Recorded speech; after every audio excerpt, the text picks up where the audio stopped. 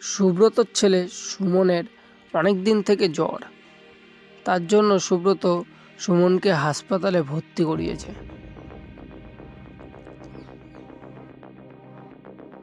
একদিন সুব্রত হসপিটালে ছিল না এবং তার ছেলের রক্তের ভীষণ প্রয়োজন। ডাক্তারে বলেছে রক্ত যদি না দিতে পারো তাহলে কি হবে বলা যাচ্ছে না। ছেলের রক্তের গ্রুপ হচ্ছে বি পজিটিভ। ডাক্তার এটি সংগ্রহ করতে পারছে না।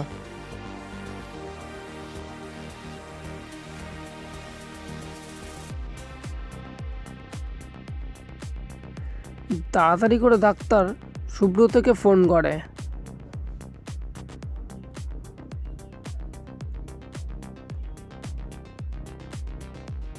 তবে সুব্রত কলটি রিসিভ করেনি, কলটি অন্য কেউ রিসিভ করেছে।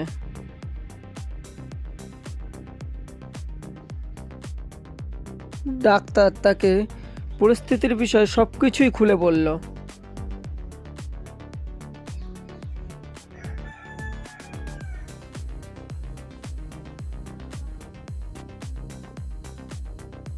সেই ব্যক্তিটি তাড়াতাড়ি করে তার রক্তটি দিয়ে চলে গেল। ডাক্তার তো এদিকে রক্ত পেয়ে খুবই খুশি। ডাক্তার সুব্রতকে সব খুলে বলল। সুব্রত যখন জানতে পারল যে তার কর্মচারীর মধ্যেই একজন তার ছেলেকে রক্ত দিয়েছে, সে খুব খুশি হলো।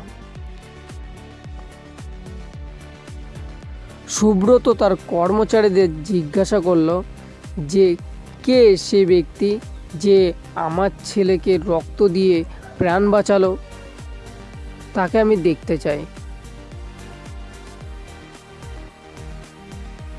তবে কেউই তাকে জবাব দেয়নি।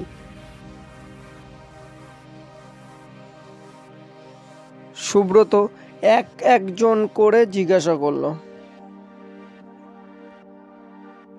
প্রথমে রোহানকে জিজ্ঞাসা করলো।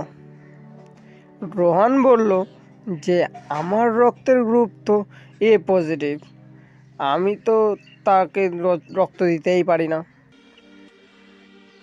তারপরে রাকেশকে জিজ্ঞাসা করলো, আর রাকেশ বলল যে আমার রক্তের গ্রুপ তো বি নেগেটিভ, আমি তাকে রক্ত দিই কি করে।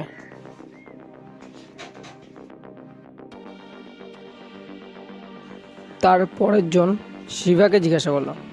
শিবা বলল যে আমার রক্তের গ্রুপ তো এ বি পজিটিভ, আমি ওকে রক্ত দিই কি করে।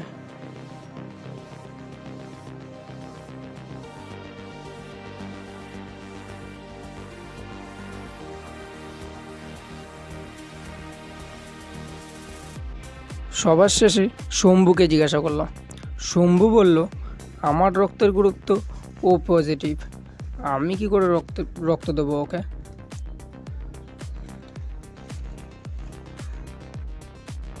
এবার তোমরাই বলো বন্ধুরা, কে রক্ত দিয়েছে এদের চারজনের মধ্যে।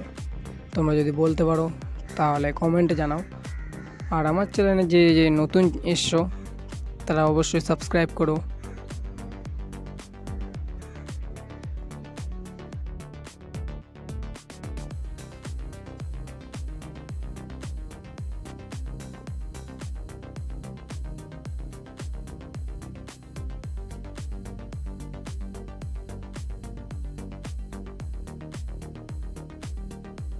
ঠিক আছে বন্ধুরা, আমিই বলে দিই, শম্ভুই হচ্ছে রক্ত দিয়েছে, কারণ ও পজিটিভ রক্ত বি পজিটিভ রক্তে ব্যবহৃত হয়, তার জন্যে